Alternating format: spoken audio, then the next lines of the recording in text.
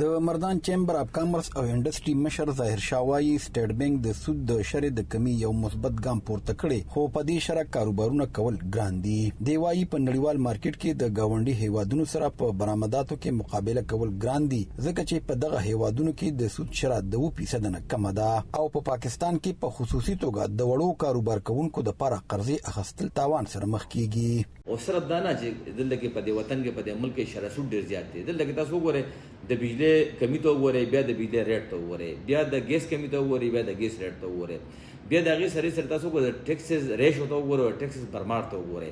نو دا ټول څیزونه چې کله موږ راغونکو نو چې کوم زمونږ کاسټ راځي زموږ پروډکشن باندې نو بیا هغه څیزونه بهر مارکیټونو کې خپل ځان له ځای جوړول چې کوم دی بیا ډېر زیات ګران شي.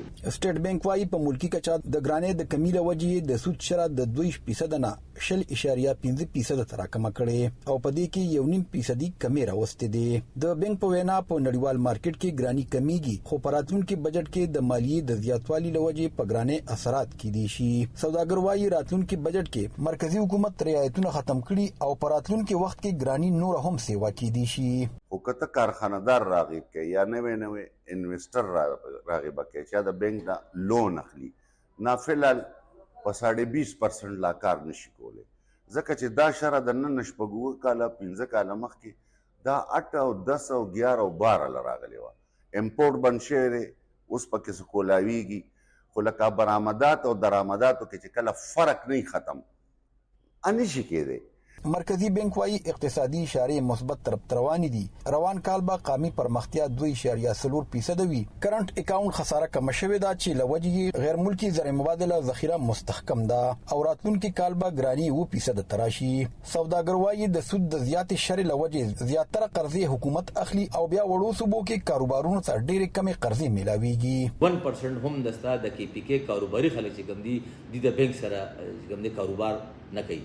دا غي بنیادی وجه دا چې دلته کې پکې پی کې د بانک چې کوم رویه ده د بانک چې کوم د ډیلینګ طریقې کار دی د بانک چې کوم ګارانټر وړي د بانک چې سونه نظام چې کوم د دې هغه پر دی هغه دونه پیچیده کړی چې عام واړه کاروباري خلک چې کوم دی هغه دغه نه تختی. ورسپانې وايي امکان لري سباله د جون په 12 نیټه مرکزی حکومت قومي بجټ وړاندې کړي خو اقتصاد پوهان وايي د IMF نه د پور ترلاسه کولو لپاره د بجټ به د مالیې په حواله سخت وي او د پاکستان د ونډو بازار هم نن په دې وجه 200 درجې غورځېدلې ځکه چې مارکیټ د زیاتو ټیکسونو لګولو د خبرونو په اړه غیر یقیني صورتحال سره مخ شوی.